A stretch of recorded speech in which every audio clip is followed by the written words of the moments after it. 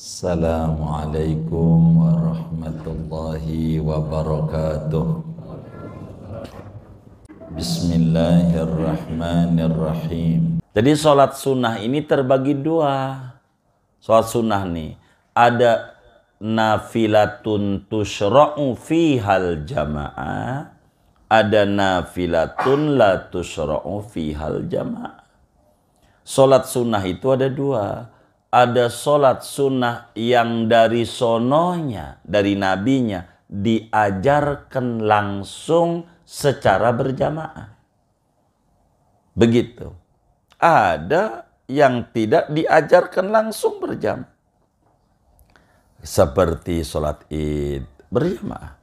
Seperti sholat gerhana berjamaah. Makanya paling afdolnya sholat ya sholat id. Pada bab sholat sunat tuh.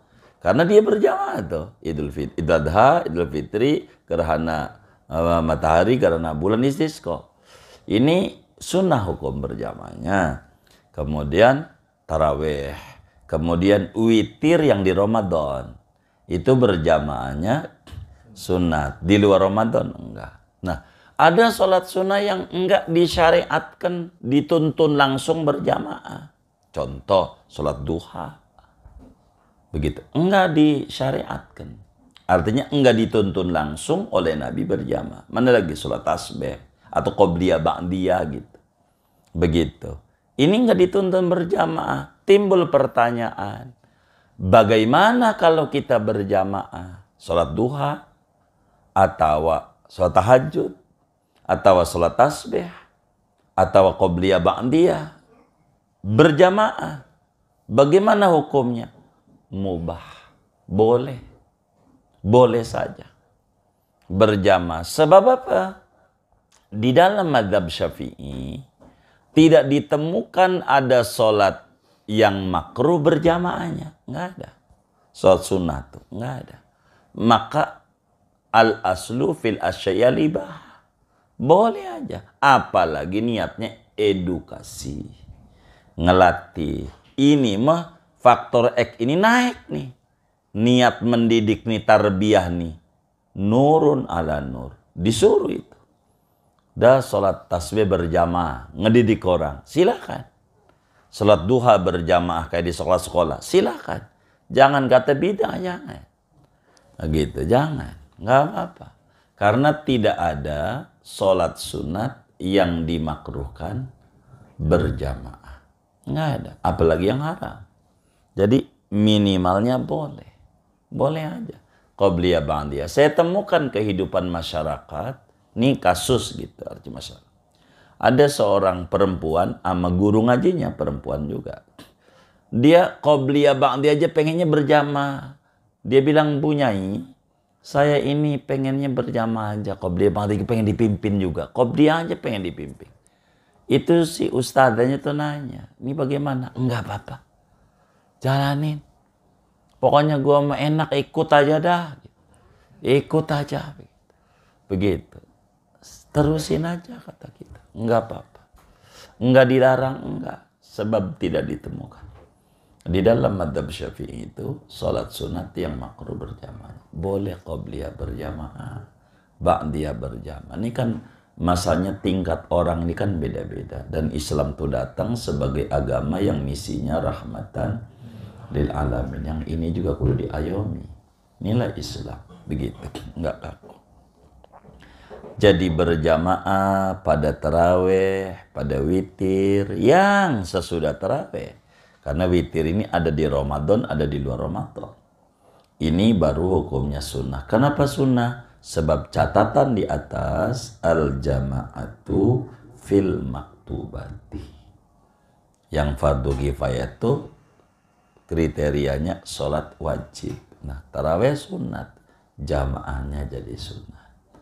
Begitu. Witir dan tarawih jamaahnya sunat. Id jamaahnya sunat. Begitu.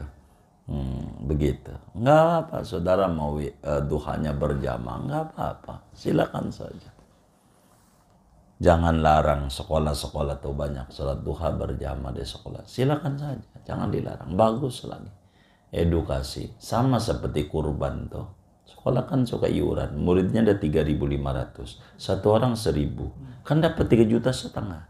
Ketika dapat kambing atu, ini bagaimana? Jangan dilarang, ngelatih.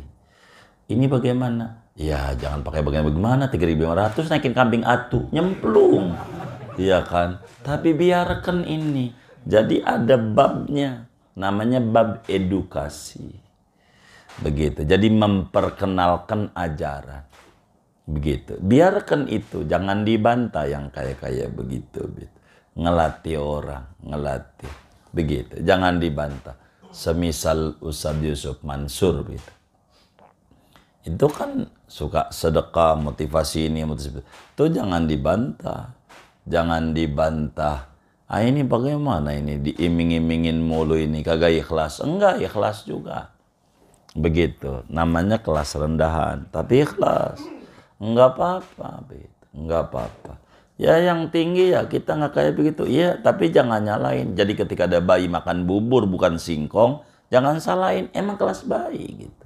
Inilah rahmatil alamin. Jangan kita menghina tahapan yang kita udah lewati umpamanya. Begitu. Biarkan itu kelas-kelas orang begitu. Dibikin indah aja, jangan dibikin puyeng dalam hidup. Begitu. Jadi kita enggak jadi ribut dalam kehidupan.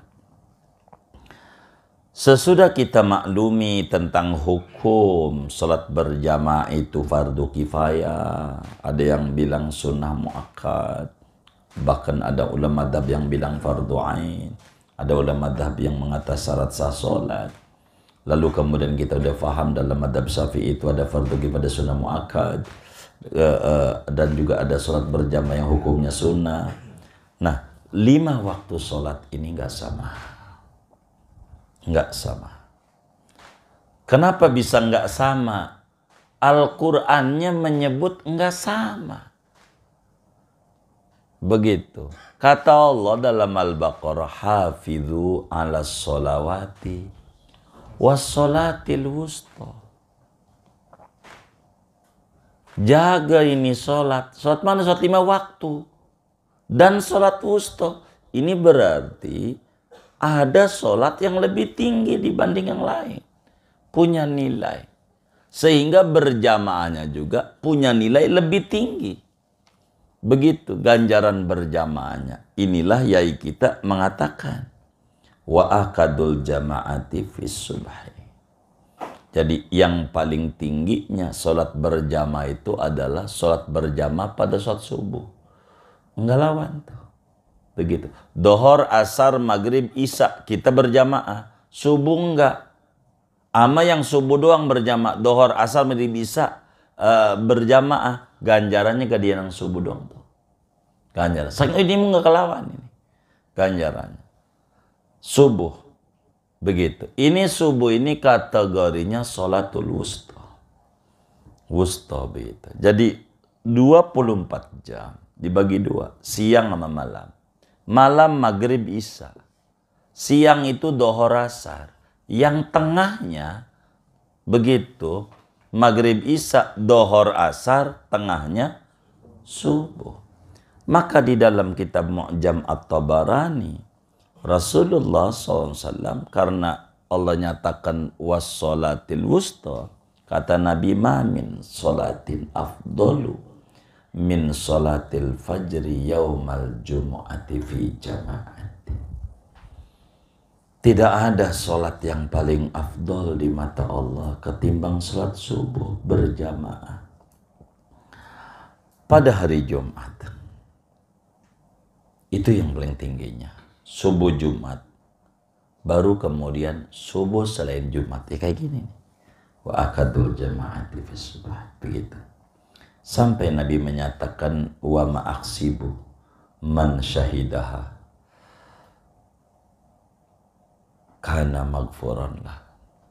Saya kira orang yang menghadiri jamaah subuh rontok dosanya. Saya yakin maksud saya. Nah, itu begitu.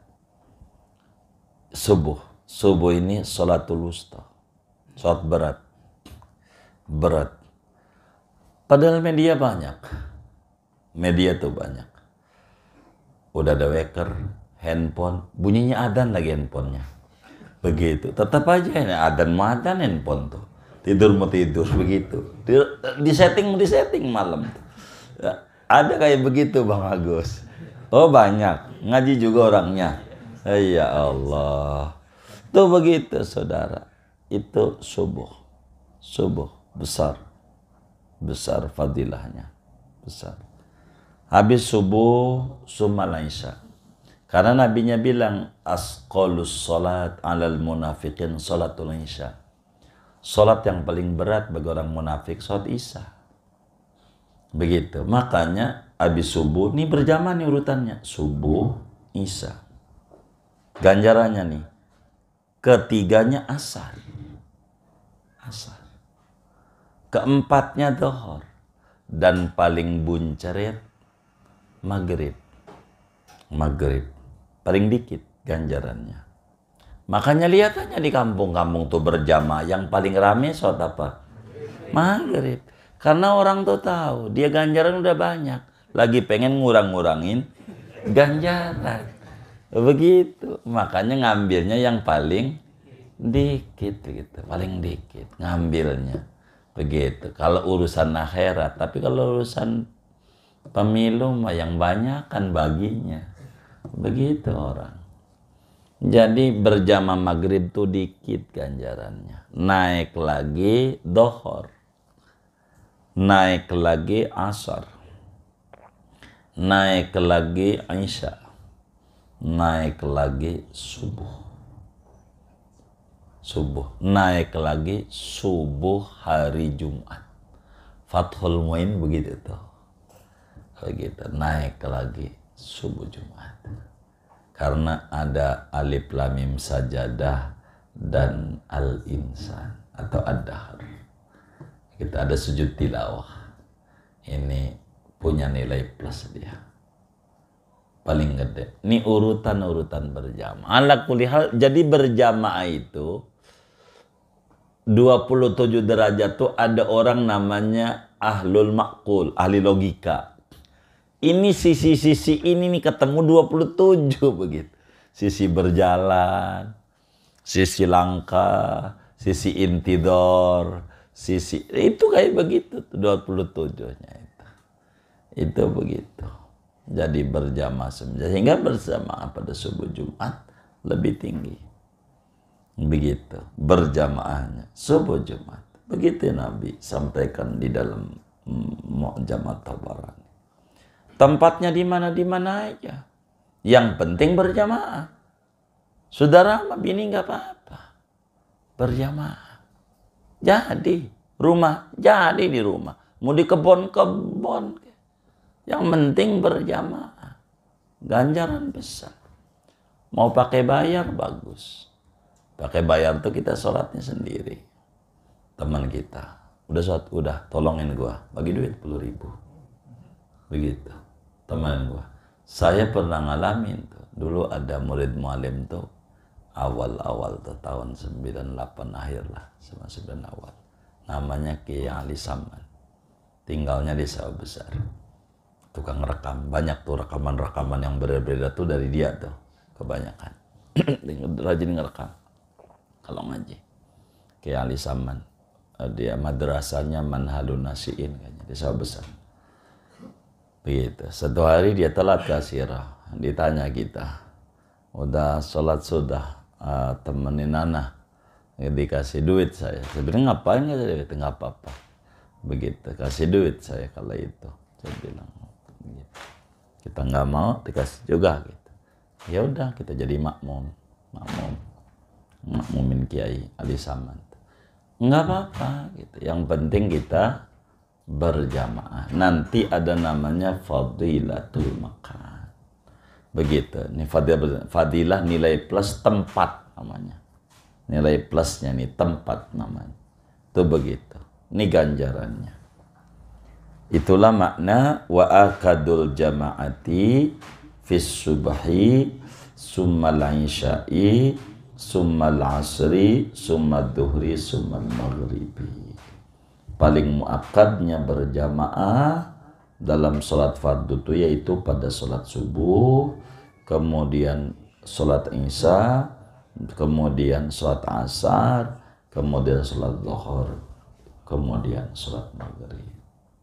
Gini aja dah ngaji kita, nggak mau banyak-banyak. Ada, iya baik. Ada yang ditanya dari materi kita atau semua, silakan. Allah alam. Baik.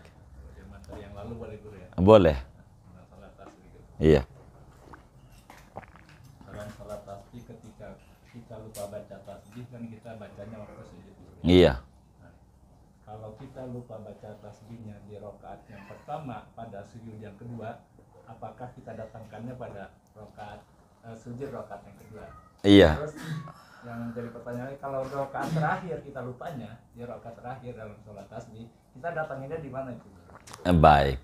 Jadi kalau kemudian karena per rakaat ini adalah 75 tasbih, maka bila kita ketinggalan pada sujud kedua rakaat pertama, bisa saja kita baca pada saat diri mengkodoknya ini, idraknya atau menyusulkannya, bisa saja dalam sujud. Bagaimana kalau kemudian kita sudah terakhir nih, begitu pas kita udah salam, waduh belum tasbih itu waktu sujud kedua, begitu. Atau kalau pakai Ibnu Abbas nih yang bakal lepas, kalau yang Ibnu Abbas nih bisa lepas nih bisa. Jadi karena di rakaat kedua itu sebelum tasyahud, dianya udah tasahud aja karena udah biasanya juga tasahud begitu. Habis tasahud kemudian dia baca doa dan doa salat tasbih begitu. Kemudian dia salam. Ini bagaimana? Kalau begini nih, wallahu alam keterangan agamanya, tapi bisa saja supaya tidak hilang fadilahnya itu, banda salam saja. Banda salam aja yang kurang 10-nya itu udah tasbih dulu. 10 dia. Karena udah salam nggak bisa dia balik lagi di dalam sholat sunnah ini. Tasbih ini. Begitu balik lagi. Saya kurang tahu ini bab ini mah. Harus ngintip lagi.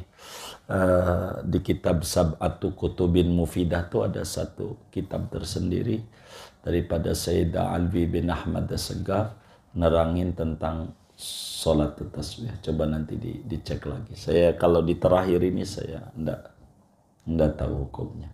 Yang terakhir nih, begitu. Karena udah salam, bagaimana tasbih yang kurang? Begitu. Tasbih yang kurang ini dibacanya begitu sesudah salam saja 10. Tapi nanti dilihat keterangan panjangnya. Saya nggak ingat ini ilmunya. Nggak ingat. Wallahu a'lam. Begitu. Baik. Kalau di satu masjid atau musola yang kita tahu maksudnya imamnya bacaannya maaf gitu ya, kurang mengikuti kaidah tajwid, apakah di situ lebih abdul kita sholat di masjid atau musola itu, atau kita di rumah aja berjamaah dengan istri kayak? Jadi begini, itulah bang pentingnya perubahan.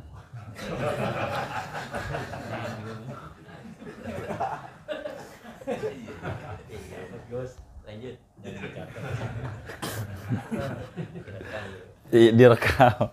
Jadi kita tuh tegur ini imam nih, usulin nama pengurus masjid, kalau boleh yang kayak begini nih nggak usah begitu, tapi harus dikasih penghormatan,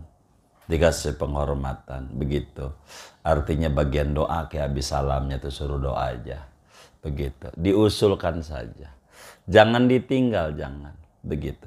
Sebab kalau ditinggal nantinya rusak semua kan, kasihan juga.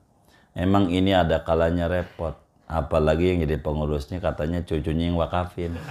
Ini Iya. Jadi masalah sesepuh ini, tua ini macam-macam, ada tua kejemur begitu.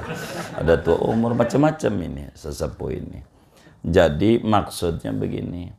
Jadi kita jangan barangkali begitu. Kita tetap di situ dan diusulkan agar supaya imam rotib ini diatur. Imamnya nih. Jadi sehingga orang tuh bakal bisa ada perbandingan begitu. Perbandingan orang itu. Jadi sehingga agar supaya bagus. Karena bagaimanapun juga Fatihah adalah rukun salat. Emang kita konsen pada Fatihah karena kedengaran masalahnya. Padahal tasahud juga adalah rukun juga sebetulnya. Cuma karena nggak kedengeran, sama kita jadi nggak begitu diributin. Jadi saran saya, saran doang, usulin nama pengurus masjid atau pengurus musola itu agar supaya yang ini mah disuruh diganti aja. Begitu artinya, ndak usah maju, begitu, diganti yang baru, yang bagus, begitu, kayak begitu, diusulkan. Karena kalau kita ngomongin doang kayak begini di luar, dia kagak denger, ya kagak berubah juga, begitu. Jadi harus disampaikan. Dan ini perlu. Emang yang repot amar ma'ruf nahi mungkar. Ini nahi mungkar ini paling susah. Paling susah. Maka yang paling bagus itu, buatkan di masjid itu peraturan lokal yang disebut periode. Periode jadi imam, periode jadi pengurus. Ini untuk apa gitu. Jadi ketika periode ini menyelamatkan, ketika ini kurang bagus kan periodenya habis, kita nggak merasa mengganti dia. Karena emang periodenya udah habis gitu. Tapi kalau nggak pakai periode ya susah begitu. Susah begitu. Jadi diusulkan saja. Maunya 3 periode ya. Maunya, iya 3 periode. Ya. Dilihat aja, cuman ngeri takut kalah lagi gitu. Udah perubahan aja gitu. Cara yang lebih bagus, begitu aja. Begitu. Gimana mau kamu ini? Aduh ya Allah, iya baik. Begitu. Jadi diusulin ya, diusulin. Penting ini usul. Dan memang penting ini bab berjamaah ini kudu dibedah di masjid itu begitu. Ngaji kayak begini. Karena ini bakal mentertibkan aturan-aturan. Mentertibkan aturan. Dari mulai adzan sebetulnya kan nantinya bakal ada adzan segala macam ini. Ini ditata dan diatur. Jadi Islam tuh bagus. Ini sedikit, ini yang bakal menjadi kategori manajemen masjid gitu. Masjid diatur, adzan speaker luar. Itu adzan. Speaker luar. Speaker luar. Itu penting. Qomat speaker dalam. Qomat. Jangan speaker luar. Begitu. Ini dari mana kok bisa begini? Begitu. Dulunya begitu Sayyidina Bilal. Bilal itu adzan di atas menara. Adzan. Artinya biar suara kemana-mana. Begitu. Kalau sekarang nggak usah kita naik-naik ke menara. Speakernya aja di atas. Kitanya di bawah. Ini namanya kemurahan agama itu. Kemurahan agama. Qomat speaker dalam. Kenapa? Untuk ngasih tahu bahwa sholat berjamaah mau siap, gitu. Sebentar lagi take off, gitu. Itu begitu, itu begitu.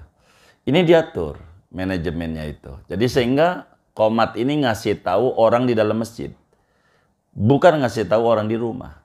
Gara-gara speaker qomat speaker luar, itu si laki ribut sama bini. Bang udah adzan, baru juga adzan belum qomat, berisik amat, begitu. Begitu. Itu gara-gara qomat speaker luar, begitu. Termasuk sholat Jumat. Khutbahnya speaker dalam. Ini tata aturan. Speaker dalam. Ini bukan syiar dan tidak syiar lain. Kalau mungkin daerah transmigrasi, ya silakan. Ini namanya fiqh siasa masuknya. Bukan fiqhul ahkam. Begitu. Ini bakal beda. Nggak boleh disamakan. Karena Islam rahmatil alamin.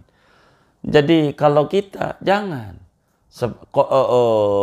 Khutbah speaker dalam. Kenapa? Supaya yang di dalam masjid inilah yang diajak bicara si khotib. Kudu paham dia. Ada masjid itu toanya bagus, pakai luar 5 kilo gitu. Speaker dalamnya jelek. Begitu. Akhirnya bininya paham yang di rumah. Kata bininya, bang tadi siapa itu yang khutbah? Lu sholat apa kagak? Begitu.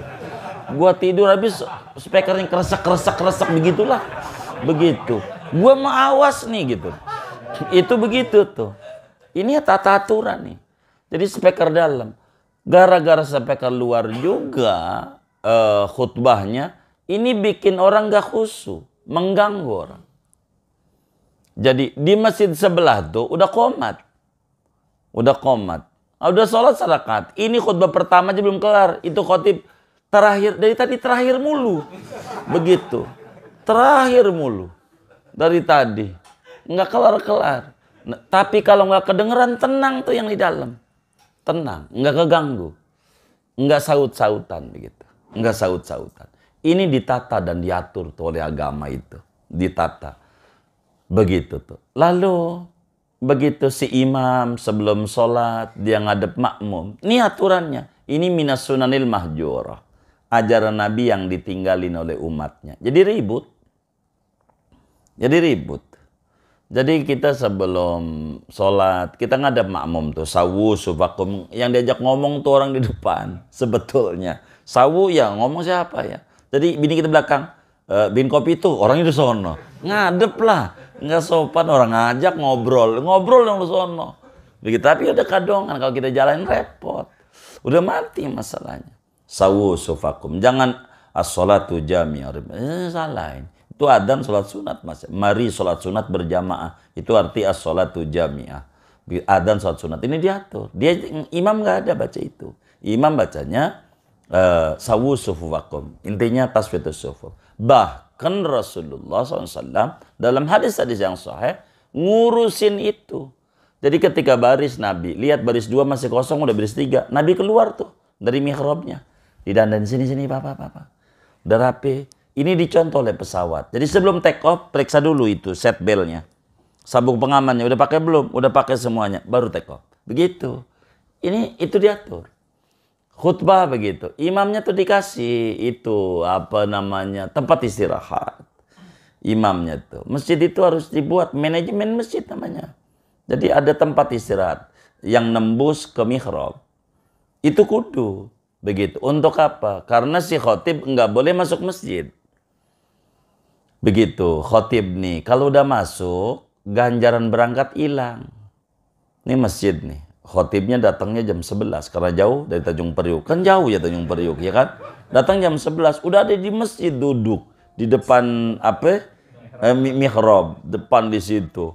Itu yang datang sesudah khotib nih. Nggak ada ganjaran. Ganjaran berangkat, bukan ganjaran sholat Jumat. Ganjaran berangkat nggak ada. Karena udah masuk. Maka supaya dia dapat ganjaran sampai adzan, dia harus dikasih tempat. Kasih ruang. Jadi keluarnya si khotib itu saat mau khutbah. Hatta qobliyahnya dia di qobliyah Jumat begitu. Di ruang tunggu lah istilahnya. Ruang tunggu. Itu begitu. Keluar tuh. Maka salamnya 2 kali. Di kitab-kitab tuh begitu. Tuh manajer masjid. Pertama salam kadang ketemu. Waalaikum kita main di depan tuh. Ntar salam lagi mau untuk semua orang banyak. 2 kali salam. Itu di kitab. Kalau kita nggak ketemu duduk di situ. Pas kita mau diri, Waalaikum. Apaan katanya. Orang dari tadi ada di situ. Waalaikum. Ini mulai miring gitu. Jadi kita di mimbar aja hilang. Jadi banyak aja. Itu namanya manajemen masjid. Ini penataan. Itu diatur. Jadi rapi sekali itu. Dalam tata aturan. Nanti ngatur baris nih. Kalau satu bagaimana laki-laki, kalau satu perempuan bagaimana, kalau 2 bagaimana, kalau satu datangnya 2, nanti ke depan. Itu begitu. Singkatnya pelan-pelan. Memang kendala kalau kita berbicara begitu. Kendala. Tapi nggak boleh putus asa. Ikut aja lah di situ. Ikut saja. Nanti habis dia salam ya sholat lagi. Nggak apa-apa, bagus. Jadi biar nggak pergi begitu. Jadi yang bagus diusulin. Agar supaya diatur imam ratibnya. Ini barangkali hal yang paling pokok. Gitu. Makanya atur. Kalau duitnya banyak masjidnya kasih tuh. Biar seperak gitu. Si imamnya tuh. Jangan nggak. Kenapa? Nih. Jangan sampai agama kita ini yang injak-injak kita. Coba aja masjidnya kemudian gentengnya bocor atau temboknya bolong. Kan bikin ngaduk semen. Kira-kira tukang ngaduk tuh diupain nggak? Diupain. Kenapa diupain? Ini kan cuman fisik. Gitu fisik, kulit. Ini imam ini bisa bikin ngesahin sholat. Ini repot ini sholat makmum kalau gak sah. Jadi kita jangan sampai amat dunia lebih berharga. Agama kita injak-injak. Kita termasuk penista agama. Begitu harga itu imam tuh kasih. Saya bersyukur tuh ada di Jakarta ini ada program BOTI namanya kan. Gitu ada program buat imam lah merebut lah bagus. Walaupun seperak tapi penghargaan. Kita kalau bisa kasih. Kalau antum nih ada rezeki luas, diajak ngobrol, lah imam ada berapa? Kasih. Sekasian. Supaya ini kesahan sholat ini. Tanggung jawab dia. Begitu kesahan sholat. Jadi nggak dihargai. Begitu. Bukan minta diupain. Bukan si imam tuh. Bukan. Ini bakalnya repot. Begitu. Repot. Diatur ini. Manajemen masjid ini. Perlulah ada penghargaan. Sisihin aja dari kotak-kotaknya itu. Kasih seperak. Nggak apa-apa. Orang dia betulin lampu juga. Betulin genteng. Kasih. Nambah daya aja dikasih. Tinggal kotak-kotak gitu doang. Gitu. Masa ini sholat ini nggak dikasih sian. Masalah dia nggak mau kan urusannya dia. Tapi penghormatan terus ada dari kita. Itu penting. Sebagai orang yang hormat sama agama. Begitu kasih lah. Kalau antum jadi pengurus masjid tuh belajar kayak gitu. Ini manajemen masjid yang bagus. Manajemen masjid. Kalau kita ngomong ibadah mah jauh negeri kita walaupun muslimnya banyak. Di Malaysia aja imam tuh bisa 15 juta. Jadi imam tuh kayak begitu. Itu engkong tadi bisa nggak kegeser-geser. Itu begitu. Itu begitu. Itu begitu. Itu diatur. Itu begitu. Semua yang diatur. Contoh Brunei, boleh tanya. Kenapa itu masjidnya diatur? Itu betul. Karena digaji semuanya oleh negara. Semua masjidnya, imamnya digaji oleh negara. Ini gaji. Khutbahnya sama. Yang membuat Menteri Agama, bahasa kitanya. Bagi khutbahnya. Jadi khutbahnya sama. Semua masjidnya sama. Kenapa? Karena digaji oleh negara. Digaji oleh negara. Semuanya gaji. Jadi harus tunduk orang digaji kan, begitu. Kayak begitu, begitu. Kayak begitu. Enak begitu. Enak begitu. Jadi ini hal yang paling penting. Ya pelan-pelan lah. Begitu kita berharap. Moga Allah utus begitu pemimpin yang peduli. Amin. Gitu kepada kita punya negeri ini. Muslim terbesar. Karena yang paling pokok kalau mau jujur. Muslim di Indonesia 80%. Itu maknanya 80% duit negara tuh buat alokasi buat agama Islam. Oh Muslim, penyumbang pajaknya dia, ini dia, begitu. Tapi kita kan enggak ribut, Muslim ini enggak, ikut aja dah, enggak apa-apa. Yang penting jangan diganggu aja ibadah, damai, begitu semuanya, begitu. Ini yang paling penting buat kita. Wallahu a'lam bishawab, segini dah, gitu. Bang Agus mau nanya, saya tahu. Nanya, tapi jangan nanya pemilu. Mengenai sholat hajat ya. Baik. Berjamaah guru. Boleh. Ketika sholat hajat itu kan doanya khusus biasanya. Betul. Berarti ketika berjamaah, apakah boleh kita secara berjamaah mendoakan khusus misalnya nomor 1 biar menang gitu guru Oh, gitu, iya. gitu. Itu gimana guru? Boleh apa enggak? Ini banyak Kan nomor doang guru bilangnya bukan presiden. Iya. Iya, bisa aja orangnya. Begitu. Padahal sebetulnya rumus sangat mudah kalau berbicara pemilu itu. Kita enggak, anak SD aja paham. Ini enggak usah yang gede-gede. Anak SD. Nah ini kan kita tahu lah. Calon ini ada berapa ini?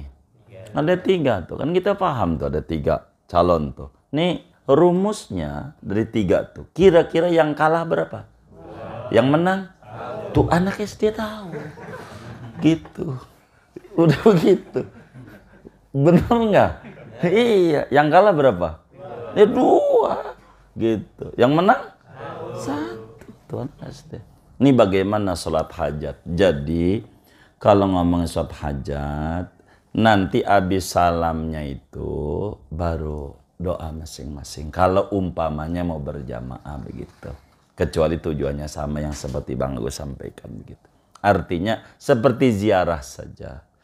Kalau sedikit banyak ngegambarin, kadang kan kami ini sering ziarah dengan kawan-kawan. Pasti kami bimbing, ayo pada minta sama Allah. Karena kan kita tidak tahu hajatnya berbeda-beda. Inilah pentingnya, begitu. Jadi setiap orang itu karena beda-beda hajatnya ya suruh menyatakan sendiri gitu. Meski habis itu kan ada doa rame-rame lah gitu. Jadi tinggal diatur saja kalau andai sholat hajat, begitu. Sholat hajat, begitu. Terserah. Walaupun ujung-ujungnya sudah kebaca, walaupun rame-rame juga sholat hajat nih. Ini warung berlaris, kan duit juga ujungnya. Ini utang, duit juga sebetulnya ujung. Jadi ada titik kesamaan, biar kata orang 10. Ada titik kesamaan, ini samalah satu. Penyebabnya cuma karena penyakit tekanan dana rendah. Begitu kira-kira begitu. Jadi ada yang urusan utang, urusan warung, urusan apa, rumah belum rapi lah, atau apa cicilan, motor, mobil, apa aja dah, handphone, kulkas, ujungnya sama. Jadi begitu. Jadi ya boleh aja sholat hajatnya berjamaah. Karena memang kalau sendiri malas kan begitu kira-kira. Jadi iya boleh aja boleh. Apalagi terus semuanya anak buahnya umumnya cabang-cabang kebab di mana ya berjamaah dah. Bagus, bagus berkah. Enggak apa-apa, intinya ala kulli hal sholat sunat berjamaah itu boleh saja. Yang tidak ada tuntunan secara langsung tidak dilarang. Karena Al-Quran sendiri mengatakan wa ma'atakumur rasulu fahudu wa manahakum, bukan wa mataroka. Begitu. Apa yang dilarang tinggalin, bukan apa yang tidak dikerjakan. Begitu. Begitu. Dalam hadisnya juga Nabi begitu. Ma amartukum bi amrin fatu minhu mastata'tum wa ma nahaitukum anhu fajtanibuhu. Apa yang aku larang Anda hindari, bukan apa yang aku tinggalkan. Nggak ada. Jadi enggak apa-apa andai kita sholat hajat secara berjamaah, tapi kan hajatnya beda-beda. Ya tentu hajatnya beda-beda. Nantinya kalau mau barangkali dia jauh lebih semangat, apalagi niatnya tarbiyah, nuntun orang begini begini, bagus, silahkan saja. Cuman nanti pas doa-doa barangkali diajarin, ente minta urusan ente, kira-kira begitu. Habis salamnya itu ila qadoitaha gitu. Ya udah minta gitu aja. Itu yang paling pokok begitu. Kurang lebih demikian gitu. Kalau untuk pilpres ya silakan saja, bagus lah. Hijab nasornya masih enggak? Oh iya terus itu diselipin lah. Al-ijabah, al-ijabah. Minta sama Allah. Begitu, jangan takutlah. Masalahnya perang Badar juga minim daripada senjata, minim daripada logistik. Tapi ketaanluk sama Allah, Allah kuasa lah. Begitu, jangan takut begitu, jangan takut. Yang penting kitanya komit begitu, itu aja sih. Komit begitu. Emang rada repot menerangkannya. Ini saya nerangin panjang direkam masalahnya, repot saya. Ada yang siaran langsung lagi. Begitu. Nantinya repot begitu. Kita nerangin. Begitu. Jadi singkatnya silakan saja sholat hajat bagus. Kita minta sama Allah. Minta yang terbaik untuk kita punya negeri. Begitu. Yang penting mau jangan ribut lah. Ini kan 5 tahunan. Pesta itu gembira, bukan mencekam gitu. Nggak perlu ada tekanan. Nama juga pesta begitu, yang kayak begitu. Gitu. Kalau Sayyidina Umar bin Khattab waktu udah 10 tahun 5 bulan jadi khalifah, jadi 2 periode. Tapi udah lewat 6 bulan, jadi kan 10 tahun 6 bulan. Jadi 10 tahun 5 bulan. Udah lemah fisik Sayyidina Umar. Tapi penataan udah bagus segalanya. Maka mulailah kasak-kusuk sahabat itu, siapa yang layak untuk meneruskan estafet kepemimpinan. Semuanya mengerucut karena anaknya pinternya luar biasa, Sidi Abdullah bin Umar, pinter luar biasa. Maka diajukanlah anaknya ini kepada Sayyidina Umar, ngamuk setengah mati. Sayyidina Umar, jangan sekali-kali anaknya Umar bin Khattab jadi khalifah, gak bisa. Padahal ini layak. Semuanya mengerucut. Sepakat. Kepada Sidi Abdullah bin Umar. Karena Sidi Umar marah. Nggak boleh. Nggak boleh. Sama Sidina Umar. Akhirnya sahabat itu mensiasati. Dimasukkan, dikocok. Dikocok. Ada Sidina Utsman, calonnya. Ada Sidina Ali. Saya lupa Abdul bin Zubair apa ya. Pokoknya ada 6 lah. Abdurrahman bin Auf gitu. Termasuk ada Abdullah bin Umar juga. Nama ini mau dikocok nih mas. Ini siapa nih? Abdullah bin Umar. Itu mau dikocok. Jangan. Enggak boleh. Bagaimanapun kalau bapak anaknya itu bakal milih, bapak bakal miring. Begitu. Begitu. Ini Sayyidina Umar nih. Begitu Bang Agus. Udah segini aja, udah doa aja deh Bang Agus. Repot sama Bang Agus ini. Mana dicatat lagi. Gitu. Udah doa aja lah. Udah.